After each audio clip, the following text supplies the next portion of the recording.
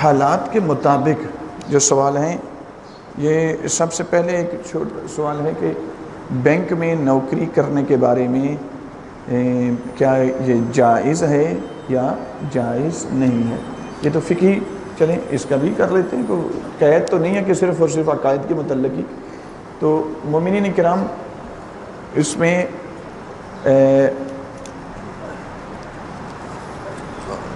بہت بڑی ایک تفصیلی بحث ہے، اس پہ میں صرف 2-4 جملوں میں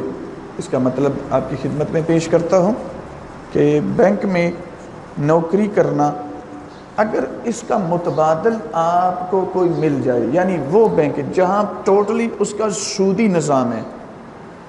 اگر تو اس کے مد مقابل آپ کو کوئی اور نوکری مل سکتی ہے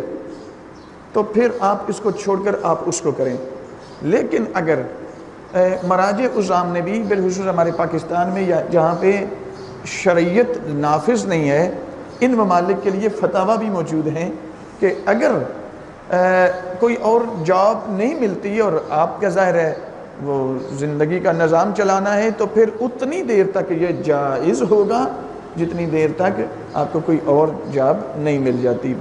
لیکن بعض مراجع نے اس کو جائز قرار دیا ہے۔ ہاں، اس میں قید ایک ضرور لگائی ہے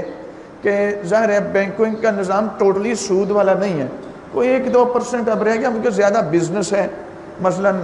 وہ سیل پرچیز ہوتی ہے ان کی، اور اس طریقے سے پیسے کو انویسٹ کرتے ہیں، نہ کہ وہ اس طرح سودی، یعنی لوگوں کو صرف سود پہ ہی قرضے دیتے ہیں، وہ 2-4% ہے۔ تو اگر فرض کریں بہت زیادہ احتیاط ہے تو پھر یہ ہے کہ کم از کم اس تنخواہ میں سے اتنا حصہ کم از کم وہ نہ لیا جائے، یا کسی طریقے سے اپنے اوپر صرف نہ کیا جائے۔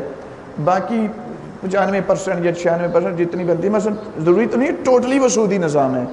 تو جتنا اس کے مد مقابل آپ کو انکم آ رہی ہے وہ نہ لیں، باقی آپ پر جائز ہے۔ اکثر مراجع عظام کا یہ فتویٰ ہے، لیکن کچھ مراجع عظام نے کہا ہے کہ آپ اس وقت تک کر سکتے ہیں۔ اب آپ اپنے فقیہ کو دیکھیں باقی انہوں نے اس مورد میں کیا کہا ہے۔